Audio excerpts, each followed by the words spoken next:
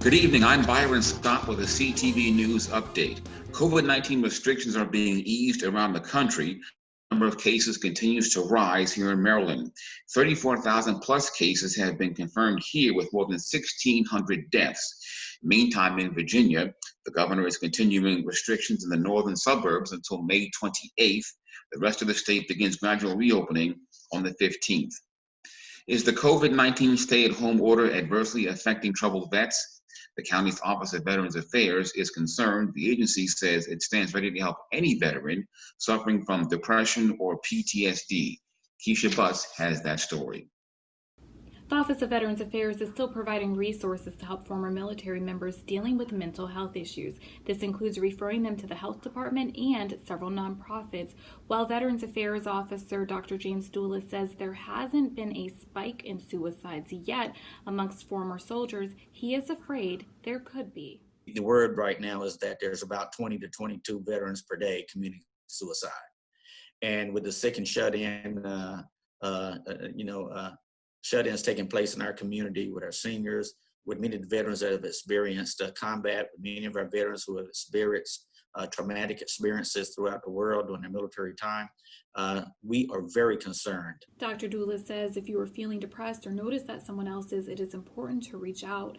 The number for the Office of Veterans Affairs is 301-780-8260. Back to you. And U.S. Customs officials are cracking down on importers trying to take advantage of the coronavirus health crisis. Katira Jones has that story.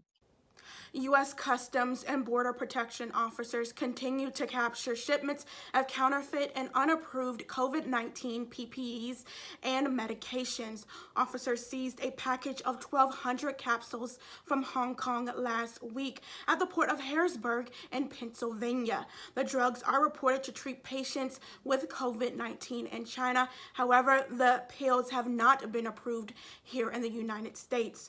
According to officials, officers have confiscated more than 1,300 unapproved coronavirus test kits, almost 400 fake N95 masks, and almost 2,500 unapproved medications at 5 ports since March 23rd. Byron, back to you.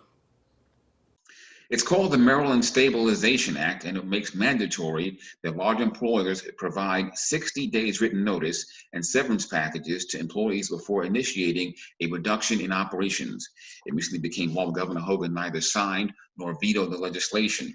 The United Food and Commercial Workers Local 400 say this measure would have helped its members whose jobs were lost last year when the Shoppers grocery stores began shutting down. So what we're saying is we're not going to force a company to stay in the area they don't want to be in, but since when you're here, leave responsibly. So what that would do, it gives us 60 days to get some measures in place and making sure that people, if they're going to be unemployed, that they're compensated. We help them transition into job training, into other jobs. It gives us and the company and the county an opportunity to plan for a large number of people that are going to be unemployed. Forrester says this measure will help its members at Macy's and other outlets who are losing their jobs due to COVID-19. A buoy woman who's been adrift at sea since the outbreak of the coronavirus here in the States has made it home. Patricia Malone spoke with Ezra Freeman and her mom about her long 7-week ordeal. Are you having to quarantine here now, now that you've touched down as well? Yes, so I'm doing my 4th or 5th quarantine. And now since this whole thing has started. Yeah, that was part of the agreement, is that we would quarantine with her as well. So, but it's okay. We get to spend 14 days together, and I'm okay with that. Seems to be a pretty good Mom's Day gift, even if it is a day. No, she was here for Mother's Day because she came down Saturday. It was the best Mother's Day present I could have had. Aww. So, yeah. Freeman had been docked in the Bahamas and other ports for weeks before American citizens were allowed to re-enter the U.S. United Healthcare files to enter the Maryland health insurance market. United Health would be the 3rd major company to offer benefits through the Maryland Health Connection. Meantime, if you're uninsured, you You can find a health plan by visiting marylandhealthconnection.gov. A special enrollment period runs through June 15th. And Montgomery County schools may add a first ever class to their curriculum. The school board expected to vote this week on adding an LGBTQ history course. If adopted, it would be one of the first in Maryland and the nation. A round of applause for TSA staffer Samantha Mudge. TSA is honoring her for her charitable work. Mudge used her government stimulus check to make masks for frontline workers, including deputy sheriffs in Calvert County. Mudge works at BWI Thurgood Marshall Airport.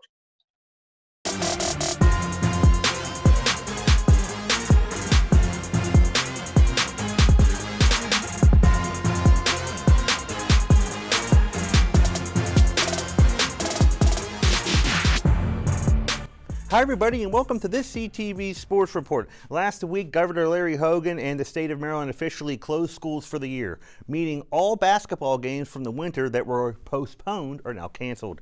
I caught up with Wise head coach Lewis Wilson and asked him what he told his team when that ruling came down.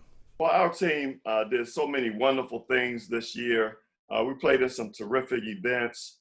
We traveled out of state, which most public schools do not get an opportunity to do.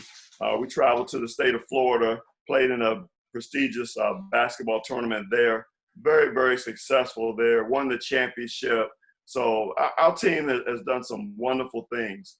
Then during the course of the year, we went on and started playing better and better as the year went on. And we were marching our way up to trying to win a state championship.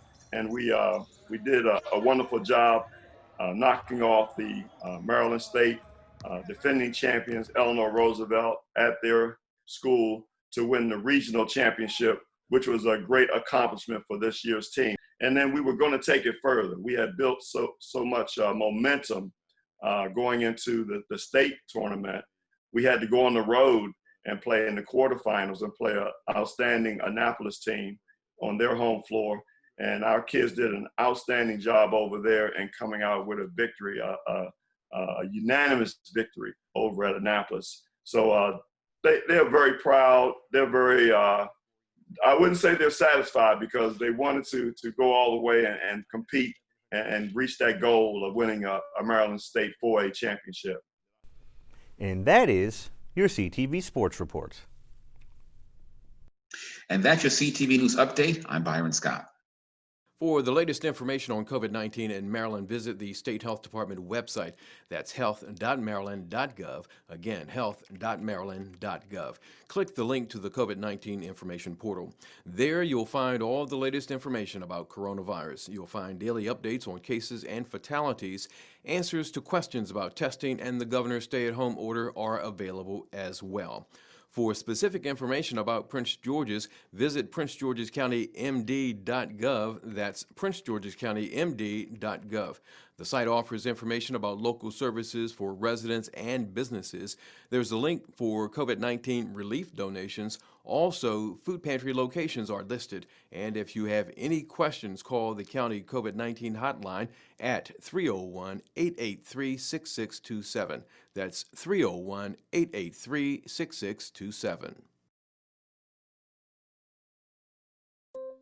Here are your AARP top tips on caregiver preparedness during coronavirus.